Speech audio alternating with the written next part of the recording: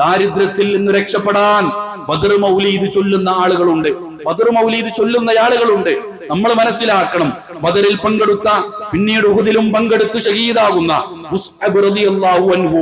ആരായിരുന്നു മുസ്അബ് റളിയല്ലാഹു അൻഹു? മുസ്അബ് റളിയല്ലാഹു അൻഹു വീട്ടിൽ നിന്നിറങ്ങിയാൽ കിലോമീറ്ററുകളോളം മുസ്അബ് റളിയല്ലാഹു അൻഹുവിന്റെ സുഗന്ധത്തിന്റെ വാസനയുണ്ടായിരുന്നുവെന്ന, വായിൽ വെള്ളിക്കരണ്ടിയുമായി ജനിച്ചു വീണ് ഒരു ദിവസം 2 തവണ വസ്ത്രം മാറ്റിയിരുന്ന മുസ്അബ് റളിയല്ലാഹു അൻഹു ഉഹുദിന്റെ രണാങ്കണത്തിൽ ഷഹീദാകുമ്പോ പ്രവാചകൻ സല്ലല്ലാഹു അലൈഹി വസല്ലമയുടെ അടുക്കൽ സ്വഹാബാക്കൾ വരുന്നുണ്ട്.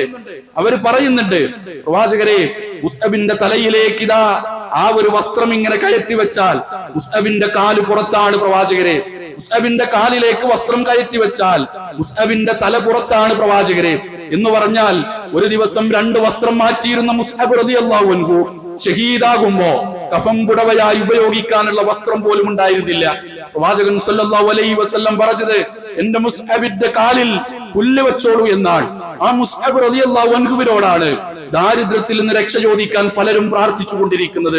ഈ ജീവിതത്തിൽ ഉണ്ടാകുന്ന മരണങ്ങളിൽ നിന്ന്, അപകടങ്ങളിൽ നിന്ന് രക്ഷ ചോദിക്കാൻ, രക്ഷ തേടാൻ ബദർ മൗലീദിൽ അഭയം പ്രാപിക്കുന്നവരുണ്ട്. നമ്മൾ അറിയണം, ബിലാൽ റളിയല്ലാഹു അൻഹു, മുആദ് റളിയല്ലാഹു അൻഹു, അബൂ ഉബൈദ റളിയല്ലാഹു അൻഹു എന്നിവർ മരണപ്പെടുന്നത് പ്ലേഗ് ബാധിച്ചിട്ടാണ്. ബദരീങ്ങളായിരുന്നു അവർ. സ്വന്തം ജീവിതത്തിലേക്ക് വന്ന ഒരു പ്രയാസത്തെ, അസുഖത്തെ, പ്ലേഗിനെ തടുക്കാൻ പോലും ബദറിൽ പങ്കെടുത്തു എന്ന കാരണത്താൽ അവർക്ക് സാധിച്ചിട്ടില്ല. എന്നിട്ടാണോ നമ്മുടെ കൂട്ടത്തിലെ പലരും ഈ രോഗത്തിൽ നിന്ന് രക്ഷ നേടാൻ ബദർ മൗലീദിൽ അഭയം കണ്ടെത്തുന്നത്? പ്രിയപ്പെട്ടവരെ, ലാ ഇലാഹ ഇല്ലല്ലാഹിലേക്ക് മടങ്ങണം. ബദർ നൽകുന്ന ഏറ്റവും വലിയൊരു പാഠപദാൻ.